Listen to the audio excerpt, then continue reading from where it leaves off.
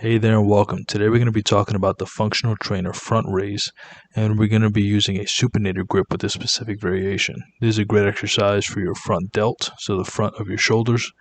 First thing you're going to want to do is set up the cable all the way down to the bottom, so I recommend that you put this at like a K on the specific machine, and then your rotational arm, you want to put that at a 1, that way you're inside the machine instead of in the middle of the gym floor.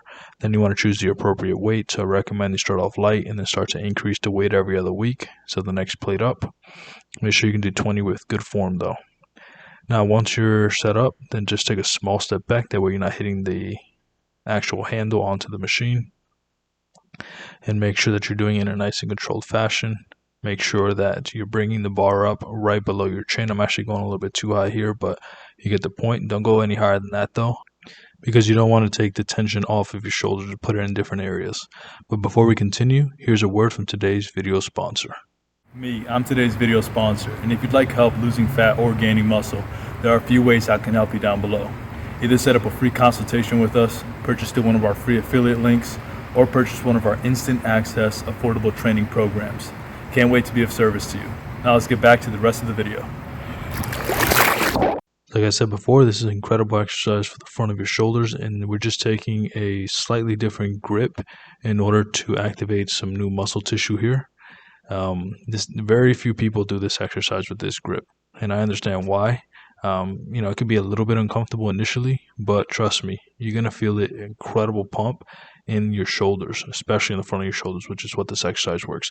Now, another thing I want you guys to focus on is making sure that you're keeping the tempo nice and smooth. You don't want to be using a lot of momentum with this exercise, so you don't want to be like pushing your hips forward and back and using everything but your shoulders in order to move this weight. You want to make sure that you're just using your shoulders. So notice how I'm not moving my hips at all. What I actually do is I take a nice, shoulder width stance, glutes tight and abs tight. What that does, it locks in my torso and lower body. That way nothing else is really moving. And then what I'm really focusing on is raising my arms upward, obviously, but not bending my elbows. So notice my arms are completely straight. The reason this is because you want to just use your shoulders in order to move it. Another thing I want you guys to focus on is make sure that you keep your chin tucked.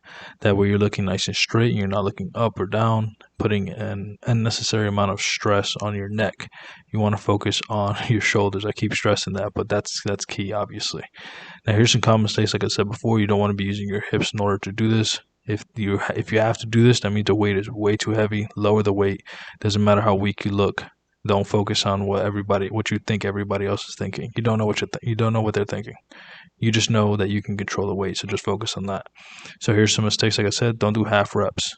Do full repetitions, and also don't bend your elbows like this. Like I said, keep it completely straight.